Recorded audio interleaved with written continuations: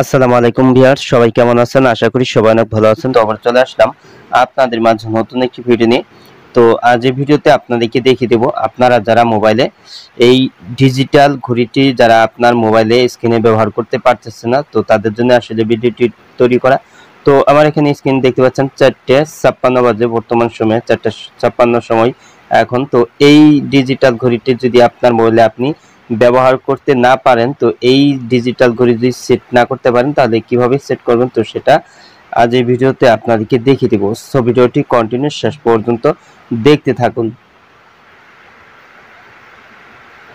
তো আমি এই ঘড়িটি এখন আমি রিমুভ করে দিচ্ছি। তো আমি যে রিমুভ করে দিলাম। তো রিমুভ করার পর আপনার যে কাজটি করতে হবে, তো আমি আপনাদেরকে দেখিয়ে দিচ্ছি। তো ফাঁকা অপশনে আমি টাচ করে দিলাম, তারপর উইডগেট, তো এখানে টাচ করে দিলাম। তো তারপর এই যে নিচের দিকে আমি চলে আসলাম। তো নিচের দিকে আসার পর এই যে এখানে দেখতে পাচ্ছেন ক্লক, তো এখানে অ্যানালগ ক্লক আছে আর একটা আছে ডিজিটাল ক্লক। তো এই যে ডিজিটাল ক্লক, তো এই ডিজিটাল ক্লকে আমি টাচ করে দেব। তো এই যে দেখতে পাচ্ছেন ডিজিটাল ক্লক কিন্তু এখানে কিন্তু সেট করা হয়ে গেছে। তো দেখতেই পাচ্ছেন ডিজিটাল ক্লক কিন্তু এখানে সেট করা হয়ে গেছে। তো এই ডিজিটাল ঘড়িটা যদি আপনি সেট করতে না পারেন, তো এই ডিজিটাল ঘড়িটা সেট করার জন্য আপনার মোবাইলে কিন্তু এই যে এখানে দেখতে পাচ্ছেন ক্লক, এই যে এই আইকনওয়ালা এই ক্লকটা কিন্তু আপনার এই সফটওয়্যারটি কিন্তু আপনার মোবাইলে কিন্তু থাকতে হবে।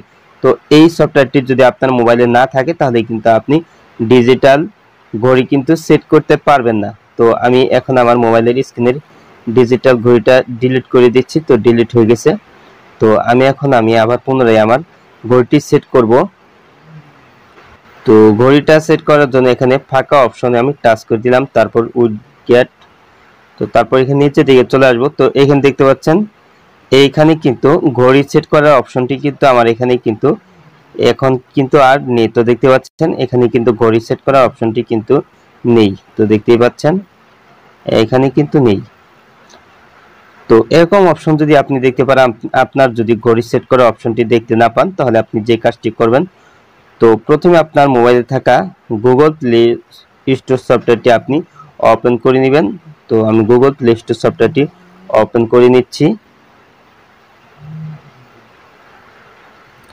তো গুগল প্লে স্টোর সফটওয়্যারটি ওপেন করার পর এখানে আপনার সার্চ বার অপশনে টাচ করে দিবেন। তো নিচে আমার ডান পাশে সার্চ বার অপশন, তো এখানে আমি টাচ করে দিলাম। তারপর এখানে উপরে সার্চ বারে আমি পুনরায় টাচ করে দিলাম।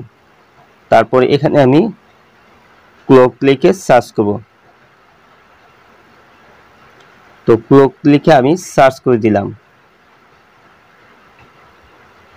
তো ক্লক লিখে সার্চ করার পর এখানে আপনি কিন্তু অনেকগুলি ক্লক সফটওয়্যার দেখতে পারবেন। তো এইখান থেকে কিন্তু আপনার সব সফটওয়্যার দিয়ে কিন্তু আপনি ডিজিটাল ঘড়িটা কিন্তু সেট করতে পারবেন না। তো এখান থেকে আপনি নিচে দিকে চলে আসলে এখানে দেখতে পাচ্ছেন এই যে এই ক্লকটি, তো এই যে এই ক্লকটি কিন্তু আপনার মোবাইলে কিন্তু ইনস্টল করে নেবেন। তো আমি এখন এটার উপর আমি টাচ করে দিলাম।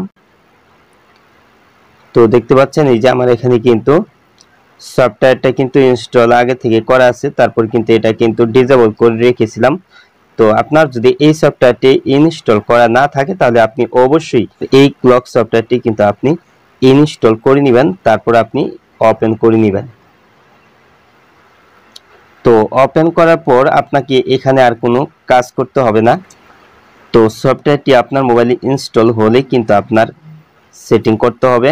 তো এখন আপনার মোবাইলের স্ক্রিনে যে কোনো ফাঁকা জায়গা আপনি টাচ করে ধরে রাখবেন। তারপর এখানে উইডগেট, তো এখানে আমি টাচ করে দিলাম।